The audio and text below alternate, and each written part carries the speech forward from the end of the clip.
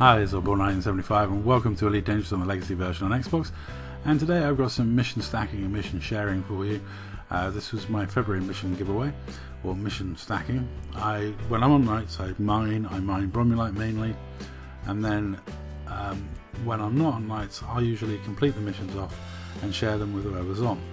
Now, the apologies goes to somebody who did get an invite, unfortunately didn't connect properly, and then by the time I managed to get every invite through to them, the wing was full. I always invite more people. I invite everyone that's on my friends list, and then it's whoever clicks it first, basically.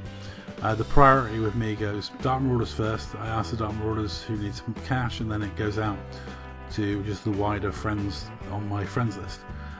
Which my friends list does include friends and enemies, and people are just randomly encountered, and I'm happy to share wing missions with any of those people. I don't discriminate, it's literally who's on gets an invite. And if you get in and manage to stay connected, it's well worth it. You'll make a decent chunk of change and get some decent materials for decent materials.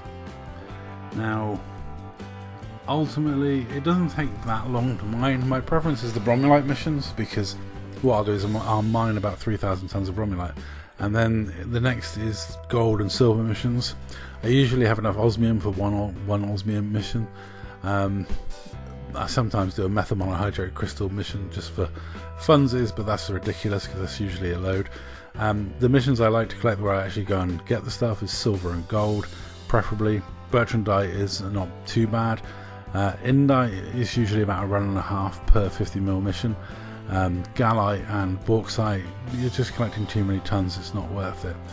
Now, I did these missions in a system called Eternatus, which is one of my regular haunts for wing missions. It's got 3 stations near the star. They're all close together, and two of them especially will spawn in a decent amount of these sort of mining missions. It's very similar to Malanja. I have a few systems that I keep an eye on, and whichever one's an expansion is the one I'll go to. Because if they're an expansion, it's quicker to pile up these missions. And I'm allied with all the factions within that area, which is the most important thing. Once you're allied, you can unlock the best missions. Obviously, your allied elite is what you want to be to get the best missions, and they're the missions that make the most money for and across a wing. Individually, it's not really worth my time doing this. I wouldn't do it if I didn't actually enjoy mining.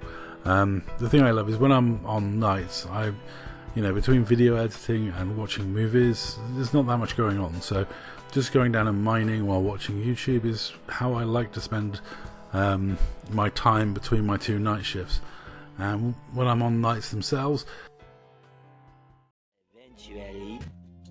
I get home in the morning, so there's not a lot going on games, so it makes sense to do stuff like mining, merit grinding for power play then. There's not many people around, not many people to stop you doing anything, but equally there's no point in me pirating because I'll just sit there for hours waiting for nobody. So they're my peak times for getting my sort of regular gameplay loops completed. And there's many reasons why I like doing the wing missions, but one of them is helping newer players out, especially, or players that can't afford their fleet carriers, things like that, because you can give them a decent amount of change very, very quickly, and the more people that did this, the better the community would be. Unfortunately, most players think of themselves first, so prefer to make their money in ways that are less generous and less giving, which is a shame, but I can understand that. People talk about credits per hour and stuff like that, which, if you look at this in terms of credits per hour, yeah. But if you look at credits per hour when it's across an entire wing, this is right up there with ways of making money, and this is much more altruistic than other methods. If you want to hold people accountable to sharing back with you what you share with them, you're not really the sort of person to be doing this sort of activity. This is all about just sharing with the community, a bit of altruism. You're never going to get reciprocated. These guys aren't going to do 20 wing missions anytime soon, stack them up and share them with me. I do get missions shared with me on a regular basis, but it's by certain individuals and not other individuals. Honestly, it's a player mentality thing. If you're into making money and you want to make the max amount of money, Those sort of people are in solo or PG, running with no shields, and they're hardcore trading it up. You know, but if you're in open, like I am in this, I did all the missions in open, I do all the sharing in open. As we were switching station again, there was a Frodo. It is hilarious. I talk about sharing wing missions, and suddenly Skull and Frodo appear. They haven't been on in ages, but they appear when there's money involved. I swear they've got my room bugged or something, and know when I've got missions stacked up ready to go. Actually, on this night, I might have actually put feelers out to see if anyone was available. But yeah, Skull especially. Like tonight, I even talked about wing missions, and Skull suddenly appeared online. It's ridiculous. He's certainly had a lot of money out of me over the years, but yeah, the boy needs the rebuys, to be honest. He has a habit of going AFK, getting himself killed. But all in all, across the wing, this made a decent chunk of change for everyone. I didn't do any extra missions this time, so this was purely the 20 stacked up. I didn't have that much Bromulite left over, and I think I'm in my PvE Bioweave shielded Corvette, because I'd just been in Super Cruise killing and scooping the remains of some of the anacondas that were sent against me before the guys came on and started wanting me to claim all the missions, because it's handy. The materials they drop are decent grade, and it's a good way of drumming up business. If you do enough of these missions and stack them, you can avoid those missions. You just look for the ones that say an enemy will be sent against you and avoid those missions.